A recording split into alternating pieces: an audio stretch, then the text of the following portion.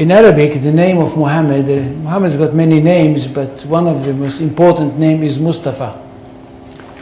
Mustafa in Arabic means he who was selected. And the idea is that since the time of Adam, the first human being, God selected from every generation the best of all the descendants of Adam. So there was some kind of natural selection, one generation after the other. Until at the end, he selected the best of the best of the best of the best. And this is the Prophet Muhammad.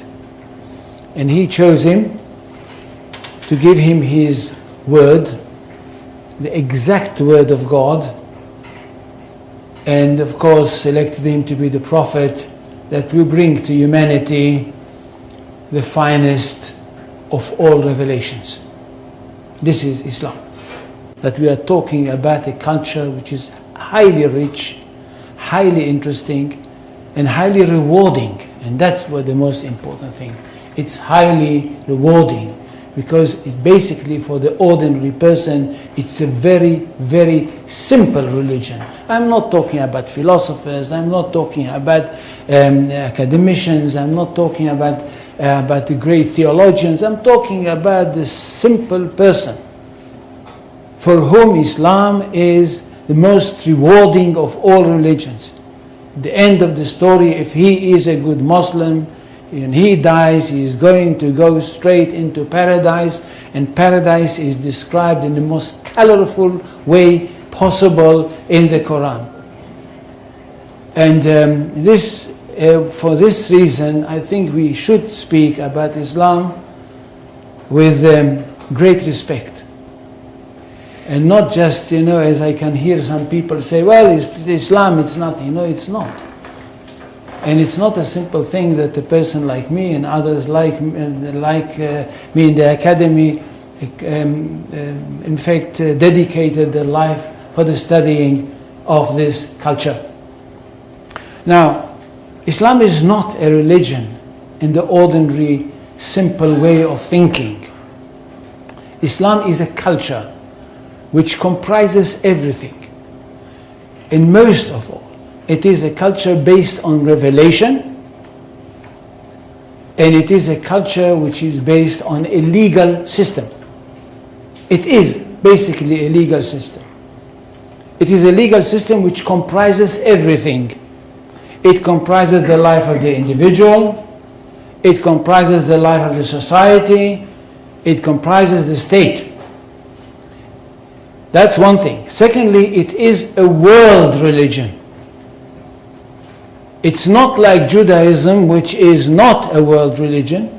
It is connected with the chosen people and it's only for them. And it's not connected with the territory of the world, it's connected with one small country. Islam is a world religion connected with the world, and it wants to establish world order. For Islam, the whole world is one state. And all the people of the world are those people who live in this one state. Now when Muhammad came with this idea, the words came from God to him. And it says, I don't know how many, do any people know Arabic here? They don't. So I will not quote in Arabic. In Surah 61, verses 11-13, we hear that God sent Muhammad with the true religion, with the right message, with the right path, in order that it should overcome all the other religions. Which means that there is only one truth. Jews and Christians, which are called the people of the book, had once their own truth, but they were not a very good custodians, and they falsified their books. That's why Allah had to send another prophet, a modern prophet, that should bring the last word of God and the only word of God. to humanity. This is the Quran. Nothing can be superior to it. And because of that, this religion is regarded to be one that stands on top of everything else. In Arabic, they say, Al-Islam ya'lu wa la yu'la alayhi. Islam is superior, nothing can be superior to it. Which means we are talking about not only the final word of God, not only about the finest word of God, but the truest of all revelations.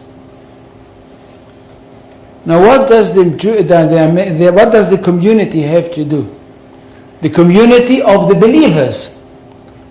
Those people that were lucky enough to have their hearts open and to have accepted the call of the Prophet Muhammad. What do they have to do? They have a mission in this world. To bring the word of God to the whole universe. Or if you want, to the whole of this planet.